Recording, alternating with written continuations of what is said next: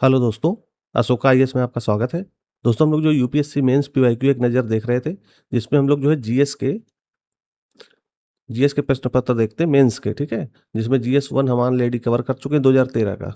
अब 2013 का जो जीएस पेपर 2 है, उसका आखिरी पार्ट आज कवर करने वाले हैं, पार्ट 5, ठीक है? और आपको पता होगा कि 2013 में 25 प्रश्न आते थे, ठीक है? मेंस में 25 प्रश्न आते थे और सारे 10-10 मार्क्स के प्रश्न होते थे और तो टोटल जो है 10 मार्क्स से देखोगे तो 250 नंबर का पेपर होता है। लेकिन अब क्या हो रहा है, अब इस समय जो प्रश्न आते हैं वो 10 नंबर के और 15 नंबर के 2 आते हैं, ठीक है? तो ध्यान रखिएगा, अब 150 शब्दों में और 250 शब्दों में लिखने के लिए आता है। उस समय जितने प्रश्न आते थे, वो सारे 200 शब्दों के लिखने के लिए आते थे, ठीक? तो ध्यान रखिएगा, ये थोड़ा-सा चेंजमेंट हुआ था 2013-14 में, ये जो है 25 प्रश्न से 20 प्रश्न में आ गए थे। तो ये थोड़ा-सा बदलाव हुआ था, बाकी कोई इसमें ख़ास बदलाव नहीं, अब भी वही नियम चल रहा है कि समान अध्ययन के 4 पेपर होते हैं, जिसमें जीएस 1, 2, 3, 4 तो हम 2 कर रहे हैं, जिसका आज पार्ट 5 है। तो इसमें हम लोग आज 5 प्रश्न देखेंगे कि किस तरह से यूपीएससी प्रश्न बनाता है, फॉर्मेट करता है। उसका थोड़ा-सा ये भी देखना चाहेंगे कि प्रश्न बनते कैसे हैं। अब ये एक नज़र सीरीज़ चलाने का मेन मकसद या मेन उद्देश्य क्या है कि आप प्रश्नों को देख पाओ, समझ पाओ। और कई बार जो नए अभ्यर्थी हैं उनको प्रश्न समझ में नहीं आते कि सर प्रश्न पूछना क्या चाहता है, उसकी डिमांड क्या है। इसीलिए ये सीरीज़ शुरू की गई कि ताकि आप प्रश्नों को पहले देखना तो समझो, उसकी डिमांड तो समझो, तब तो लिखना शुरू कर पाओगे। और आंसर राइटिंग प्रोग्राम आपको पता ही है कि हम अभी क्या है कि अभी बीच में हमने गवर्नेंस और डिजास्टर मैनेजमेंट के सारे आंसर राइटिंग प्रश्न करा दिए हैं, ठीक है? मतलब 2013 से लेके 2025 तक। अब आगे आईआर शुरू होने वाला है, ठीक है? तो आईआर जब भी शुरू होगा तो वहाँ से आप आंसर राइटिंग आप अपनी देख लीजिएगा कि लिखते कैसे हैं। आपको पता हो ये सारी चीज़ें फ्री ऑफ कॉस्ट हैं, इसमें कुछ भी पैसा या कुछ भी रुपए नहीं लग रहे हैं, ठीक है? तो एक नज़र सीरीज़ से देखते जाओ कि प्रश्न पूछता क्या है और किस तरह से यूपीएससी क्वेश्चनों को फॉर्मेट करता है। तो इसमें आज हम क्वेश्चन नंबर 21 देखेंगे कि बांग्लादेश के ढाका में, बांग्लादेश का ढाका आपको पता ही होगा, ढाका जो है बांग्लादेश की राजधानी भी है। तो उसी ढाका में शहबाज स्क्वायर कोई जगह होगी। और देखिए करंट से क्वेश्चन किस तरह बनता है, इसको ध्यान से देखने की कोशिश कीजिएगा। सारे आईआर के प्रश्न हैं, ये आगे जितने भी प्रश्न हम आज डिस्कस करने वाले हैं सारे आईआर के हैं, मतलब इंटरनेशनल रिलेशंस के। तो ये तो हमारा कोई पड़ोसी देश में कोई घटना होगी तो वो चर्चा में आ जाएगा, या कोई विशेष देश से, जैसे अभी हम इंडोनेशिया से या ब्रिटेन से या मान लीजिए इटली से हम लोग फ्री ट्रेड एग्रीमेंट करते हैं या कोई भी काम कर रहे हैं, तो वो चर्चा में आ जाएगा। तो वहाँ से आपके आईआर के प्रश्न बनने की संभावना बहुत ज़्यादा हो जाती है, ठीक है? तो यहाँ पे प्रश्न क्या पूछ रहा है फिर से देखिएगा कि बांग्लादेश के ढाका में शहबाज स्क्वायर में हुए विरोध प्रदर्शन यानी प्रोटेस्ट ने समाज में राष्ट्रवादी व इस्लामी शक्तियों के बीच मौलिक मतभेद उजागर किए। यानी जो अगर आपको अगर पता भी होगा कि बांग्लादेश में ज़्यादातर कौन रहते हैं, मुस्लिम कंट्री या इस्लामिक लोग। और वहाँ पे जो राष्ट्रवादी विचारधारा है, वो और इस्लामी शक्तियाँ इनके बीच मौलिक मतभेद उजागर हुए हैं। एक प्रोटेस्ट हुआ 2013-12 में, ठीक है? उसकी वजह से ये चीज़ें उजागर हुई। तो भारत के लिए इसका क्या महत्व है? अब ये प्रश्न क्या पूछ रहा है, भारत के लिए क्या महत्व है? इस प्रोटेस्ट का क्या महत्व है? जैसे अभी कई जगह प्रोटेस्ट हुए, जैसे भारत में भी अभी प्रोटेस्ट हुआ किसके लिए? शिक्षा मंत्री के इस्तीफे के लिए और नीट पेपर लीक के लिए। तो उस प्रोटेस्ट से क्वेश्चन बनाया जा सकता है इसी पॉलिटी सेक्शन में यानी जीएस पेपर 2 में। तो तैयार रहिएगा इस तरह के जो है प्रश्नों के लिए, कि हो सकता है कि यूपीएससी इस बार बांग्लादेश न दे करके भारत के संदर्भ में पूछ सकता है कि भारत में जंतर मंतर में जो इतना बड़ा प्रोटेस्ट हुआ, उसके क्या मायने हैं, क्या महत्व हैं और शिक्षा जगत में किस तरह के सुधार हो सकते हैं। तो इस तरह की चीज़ें पूछी जा सकती हैं। मैं फॉर्मेट करके आपको दूँगा क्वेश्चन कि किस तरह से प्रश्न आ सकते हैं। ये जब एक नज़र सीरीज़ खत्म हो जाएगी, इसके बाद हम लोग जो है संभावित प्रश्न भी करेंगे कि आने वाले वर्षों में किस तरह के प्रश्न बन सकते हैं, ठीक है?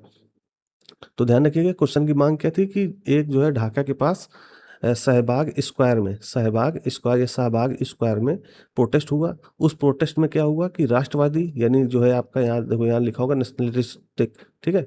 और इस्लामिक फोर्सेज़ इनके बीच मतभेद उजागर हो गए। मतलब जो इनके बीच जो है कुछ फंडामेंटल स्प्लिट्स थे वो उजागर हो गए, ठीक है? मौलिक मतभेद वो उजागर हो गए हैं, ये सामने आ गए हैं। तो भारत के लिए ये जो है कितना महत्व रखता है या किस तरह का महत्व रखता है, इसके संबंध में आपको 200 शब्द लिखने हैं। तो क्वेश्चन की डिमांड समझ गए, प्रोटेस्ट हुआ बांग्लादेश में और पूछ क्या रहा है, भारत का इस प्रोटेस्ट से क्या महत्व है या क्या सीखना चाहिए? या ये भी पूछ रहा है कि भारत के लिए इसका महत्व क्या है? भारत इससे क्या सीख सकता है या आगे आने वाले वर्षों में भारत के लिए इन प्रोटेस्ट से क्या सीख है? क्योंकि यहाँ पे 2 एक तो राष्ट्रवादी और दूसरा इस्लामिक शक्ति। अगर भारत के संदर्भ में देखोगे तो भारत में कोई एक धर्म तो मतलब ऊपर नहीं है, लेकिन फिर भी कई सारे प्रश्न बन सकते हैं इस तरह के भारत के संदर्भ में। तो आपको डिमांड समझ में आ गई होगी क्वेश्चन की, क्या कहना चाह रहा है प्रश्न, आपको 200 शब्दों में लिखना है। और अगर आप लिखना चाह रहे हैं, आंसर राइटिंग करना चाह रहे हैं, तो आप लिखिए, और हमारी ईमेल आईडी है, जो भी अभ्यर्थी लिखना चाहते हैं तो हमारी ईमेल आईडी में अपने आंसर राइटिंग, आंसर जो भी लिखते हो आप, उसको आप जो है ईमेल कर दीजिए। अगर मौका मिलेगा तो हम आपको चेक करके भी दे सकते हैं, ठीक है? तो आप लिखने की कोशिश कीजिए, कहीं पे कोई कमी हो तो कमेंट कीजिए, ठीक? अगला प्रश्न पूछ रहा है, मालदीव में पिछले 2 वर्षों में हुई राजनीतिक घटनाओं का विवेचना कीजिए। अब देखिए, ये ऊपर वाला भी करंट का क्वेश्चन था और नीचे वाला भी करंट का क्वेश्चन पूछ रहा है, लेकिन एक चीज़ आप ध्यान रखिएगा, यहाँ पे हिंदी में क्या लिखा है, राजनीतिक घटनाओं, और अगर आप इंग्लिश में पढ़ोगे तो यहाँ लिखा है पॉलिटिकल डेवलपमेंट्स, तो यहाँ होना क्या चाहिए, राजनीतिक विकास। अगर यहाँ घटना लिख रहे हैं तो यहाँ पे लिखना चाहिए क्या, इशूज, ठीक है? तो यानी पॉलिटिकल इशूज के बारे में पूछता है, यहाँ डेवलपमेंट्स लिखा हुआ है। तो थोड़ा सा इंग्लिश पे फोकस कीजिए, क्योंकि इंग्लिश को वैल्यू मतलब ज़्यादा प्राथमिकता देता है यूपीएससी। तो जब भी आप हिंदी के क्वेश्चन पढ़ो तो इंग्लिश का एक बार जरूर देखो कि इंग्लिश में क्या लिखा है। इतनी थोड़ी सी पकड़ होनी चाहिए कि इंग्लिश में बोलना क्या चाह रहा है। हिंदी माध्यम के खास करके अभ्यर्थियों को पता होना चाहिए कि इंग्लिश में क्या पूछ रहा है और हिंदी में उसका अनुवाद क्या हुआ है। हालांकि अब 2025-26 तक तो अनुवाद काफ़ी सही हो गए हैं। जब 2013-14 की बात थी तो बहुत सारे शब्दावलियाँ गलत होती थी, ठीक है? तो आपको जब भी हिंदी में डाउट हो तो आपको सीधा इंग्लिश देखना है कि इंग्लिश में क्या लिखा हुआ है। तो यहाँ क्या पूछ रहा है कि पिछले 2 वर्षों में मालदीव, ठीक है? एक बार देख लेता हूँ, मालदीव की लोकेशन आपको पता ही होगी, ठीक? तो मालदीव में पिछले 2 वर्षों में हुई राजनैतिक विकास में पढ़ रहा हूँ, की विवेचना करना है। विवेचना कीजिए, ये बताइए कि क्या ये भारत के लिए चिंता का विषय है? मतलब जिस तरह की राजनीतिक घटनाएँ हो रही थी उस समय, वो भारत के लिए किस तरह की चुनौतियाँ या किस तरह की चिंता पैदा कर रहा है? इसके संदर्भ में आपको 200 शब्द लिखने हैं।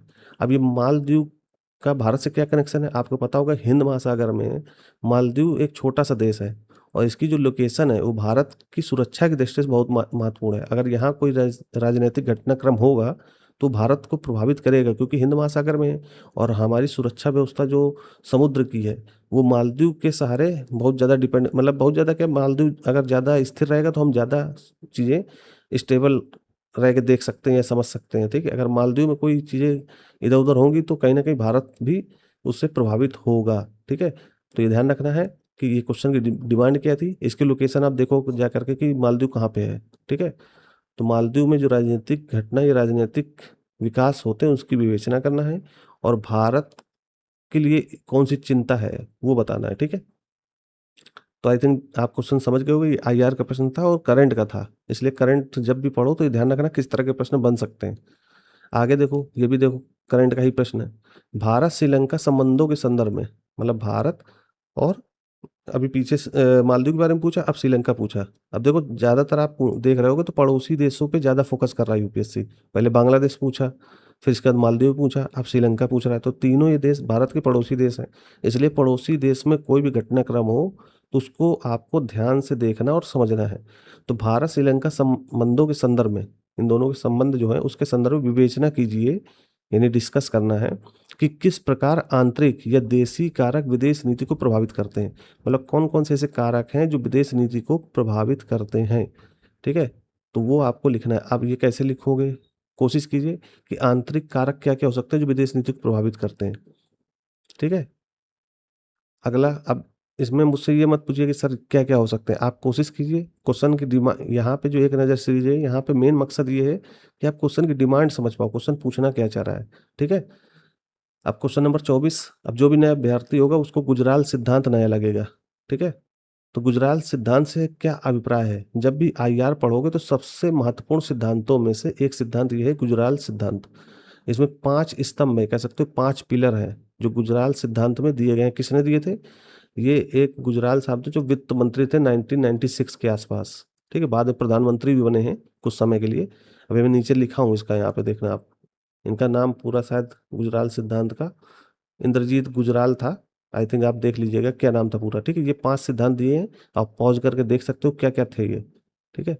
तो ये इसी के संदर्भ में पूछ रहा है कि गुजराल सिद्धांत से क्या अभिप्राय है? तो यही 5 चीज़ें लिखनी थी, कि ये 5 जो है पिलर्स हैं, ये 5 नियम है, 5 रूल हैं, जिसको गुजराल साहब ने दिए थे और ये विदेश नीति में महत्वपूर्ण स्तंभ है, ठीक है? तो इसके बारे में पूछ रहा है, फिर बोल रहा है क्या आज इसकी कोई प्रासंगिकता है? मतलब 1996 में सिद्धांत दिए गए थे और 2013 में इसकी क्या प्रासंगिकता है, उसकी विवेचना करना है। ठीक है, समझ गए क्वेश्चन को कि आज इसकी क्या प्रासंगिकता का मतलब महत्व, रेलेवेंस, ठीक है। कहते हैं ना कि आज इसका क्या रेलेवेंस है, क्या ज़रूरत है इसकी, तो वही पूछ रहा है कि क्या आज इसकी कोई प्रासंगिकता है, विवेचना कीजिए, डिस्कस करना है। सिंपल है, 200 शब्दों में लिखना है, कोई रॉकेट साइंस नहीं है, सिंपल है। गुजरात सिद्धांत मैंने आपको बता दिया कि 1996 के आसपास दिए गए थे। इसमें 5 पिलर हैं, मतलब 5 रूल्स हैं, उनको आप यहाँ देख सकते हो। जैसे एक तरफ़ा रियायत, अब इसमें दिया हुआ है, पॉज़ करके पढ़ो। भूभाग का दुरुपयोग रोकना, आंतरिक मामलों में दखल न देना, संप्रभुता का सम्मान करना, शांतिपूर्ण बातचीत, ये 5 पिलर हैं जो गुजराल सिद्धांत के द्वारा दिए गए थे। ठीक है? ये विदेश मंत्री भी रहे गुजराल, बाद में प्रधानमंत्री भी बने कुछ समय के लिए। ठीक? अगला क्वेश्चन क्या पूछ रहा है? अब देखो यहाँ पे विश्व बैंक और अंतर्राष्ट्रीय मुद्रा कोष से पूछ रहा है। इसका मतलब आपको इंटरनेशनल जो संस्थाएँ या इंस्टीट्यूशंस हैं, जैसे आईएमएफ हो गया, वर्ल्ड बैंक हो गया, डब्ल्यूएचओ हो गया, ठीक है? ये जब भी चर्चा में हो तो इनको ध्यान से पढ़ना है। यूएन की सारी संस्थाएँ हो गई, ठीक? डब्ल्यूटीओ हो गया, बहुत सारी ऐसी संस्थाएँ अंतर्राष्ट्रीय जो चर्चा में होती हैं, और चर्चा में होती है तो उनको आपको पढ़ना समझना है। तो यहाँ प्रश्न किसके बारे में पूछ रहा है? आईएमएफ और वर्ल्ड बैंक के बारे में, ठीक? 1 मिनट इसको हटा देता हूँ ताकि आपको चीज़ें समझ में आ जाएँ। तो क्या पूछ रहा है? विश्व बैंक व अंतर्राष्ट्रीय मुद्रा कोष संयुक्त रूप से ब्रेटन वुड्स नाम से जानी जाने वाली संस्थाएँ हैं। अब ये ब्रेटन वुड्स क्या है? ब्रेटन वुड्स अमेरिका का एक स्थान है, ठीक है? अमेरिका का एक स्थान है, जहाँ पे ये 2 मतलब एक सम्मेलन हुआ था, ब्रेटन वुड्स सम्मेलन। उसी सम्मेलन में यानी 1944 में एक सम्मेलन हुआ था, कहाँ पे? ब्रेटन वुड्स में, अमेरिका के ब्रेटन वुड्स वाली जगह पे। और इसी सम्मेलन में 2 संस्थाएँ निकल कर के आईं, विश्व बैंक और अंतर्राष्ट्रीय मुद्रा कोष। अब ये क्यों बनी थी? आपको पता होगा कि द्वितीय विश्व युद्ध के बाद कई सारे देश वित्तीय रूप से कमज़ोर हो चुके थे। कई देश ऐसे भी थे जो मतलब ऐसी स्थिति में थे जहाँ उनके पास पैसे नहीं थे। तो सारे देशों ने मिल कर के, लगभग 44-45 देश मिल कर के ये तय किए कि हमें एक ऐसी संस्था बनानी चाहिए जो ऐसे देशों को वित्त दे सके या उनकी जो है आर्थिक मदद या वित्तीय मदद कर सके। तो ऐसी संस्थाओं के लिए बना विश्व बैंक और अंतर्राष्ट्रीय मुद्रा कोष। अब ये 2 संस्थाएँ ज़रूर हैं, लेकिन इनमें कई सारी विशेषताएँ अलग-अलग भी हैं, कुछ समान भी हैं। अब क्वेश्चन क्या पूछ रहा है फिर से देखो, ठीक है? अब इनको इसीलिए इनको ब्रेटन वुड्स संस्थाएँ या ब्रेटन वुड्स नाम से भी जाना जाता है। ब्रेटन वुड्स ट्विन्स बोलते हैं इनको, जुड़वा बहनें बोल देते हैं, विश्व बैंक और अंतर्राष्ट्रीय मुद्रा कोष को। ठीक है? तो अंतर्राष्ट्रीय मुद्रा कोष और विश्व बैंक संयुक्त रूप से दोनों मतलब मिला कर के ब्रेटन वुड्स नाम से जानी जाती हैं। जानी जाने वाली संस्थाएँ विश्व की आर्थिक व वित्तीय व्यवस्था की संरचना का संभरण करने वाले 2 अंतः सरकारी स्तंभ हैं। किसकी संभरण करने के लिए? वित्तीय व्यवस्था का और आर्थिक व्यवस्था की संरचना का संभरण करने वाली 2 अंतः सरकारी स्तंभ हैं। मतलब ये चीज़ें यूपीएससी ने पहले बता दी कि ये करती क्या है। अब आगे देखो, पृष्ठीय रूप में अगर देखोगे तो यहाँ मतलब सुपरफिशियली पृष्ठीय रूप में विश्व बैंक व अंतर्राष्ट्रीय मुद्रा कोष दोनों की अनेक समान विशेषताएँ भी हैं। मतलब अगर पृष्ठीय रूप से देखोगे, मतलब कागज़ में देखोगे तो आपको लगेगा विश्व बैंक और अंतर्राष्ट्रीय मुद्रा कोष दोनों में अनेक समानताएँ हैं। तथापि फिर भी उनकी भूमिका, मतलब जो उनका जो है रोल है, देयर रोल, कार्य यानी फंक्शंस, ठीक है? और अधिदेश यानी मैंडेट स्पष्ट रूप से भिन्न है। मतलब उसकी भूमिका भिन्न है, कार्य भिन्न है और अधिदेश यानी मैंडेट भिन्न है। इसकी व्याख्या करना है। कुल मिला के बहुत सारी समानताएँ हैं, लेकिन फिर भी उनकी भूमिका में यानी उनके रोल में और उनके कार्य यानी फंक्शंस में और अधिदेश मतलब मैंडेट में बहुत सारी भिन्नताएँ हैं। व्याख्या करना सिंपल है, यहाँ पे आपको व्याख्या, हाँ, व्याख्या करना है, डिस्कस नहीं बोल रहा है, विवेचना करना नहीं बोल रहा है, ठीक है? तो व्याख्या करने के लिए इंग्लिश क्या दिया हुआ है? इलुसिडेट, ठीक है? तो ये चीज़ें आपको समझनी है। तो ये आपको आज 5 प्रश्न मैंने बताए कि प्रश्न की माँग क्या थी और प्रश्न में पूछा क्या गया था। अब आपको टॉपिक दे देता हूँ इन 5 प्रश्नों के लिए कि आपको पढ़ना क्या था। पहले प्रश्न में क्या पूछ रहा था? समाज में राष्ट्रवादी व इस्लामी शक्तियों के बीच मौलिक मतभेद। यहाँ इस्लामी की जगह लिख सकते हो धार्मिक, ठीक है? अगर आपको किसी और संदर्भ में देखना हो तो धार्मिक शक्तियों और राष्ट्रवादी शक्तियों के बीच मौलिक मतभेद क्या हो सकते हैं? अगर कोई घटना या प्रोटेस्ट होता है तो इस तरह का, जिसमें धार्मिक और राष्ट्रवादी शक्तियाँ आमने-सामने खड़ी हो जाएँ, ठीक है? जैसे भारत के पड़ोसी देशों में, जैसे ऊपर पूछा था ना बांग्लादेश के बारे में, जैसे पहले प्रश्न बांग्लादेश से संबंधित था, दूसरा प्रश्न आपका मालदीव से संबंधित था, तीसरा आपका जो श्रीलंका से संबंधित था, तो सारे पड़ोसी देश हुए ना। तो भारत के पड़ोसी देशों में राजनीतिक घटनाओं का भारत पर प्रभाव और उनकी चिंता, ये आपको पढ़ना चाहिए। यानी जैसे नेपाल में मान लो कोई घटना होती है, जैसे पिछले साल हुई, ठीक है?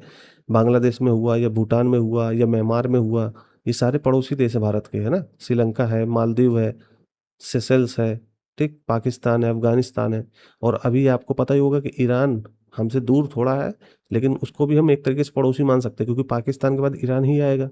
तो ईरान में जिस तरह की घटनाक्रम चल रहे हैं, वो भी प्रश्न बन सकते हैं आईआर में। तो अगले साल तैयार रहना 2027 के लिए, ठीक है?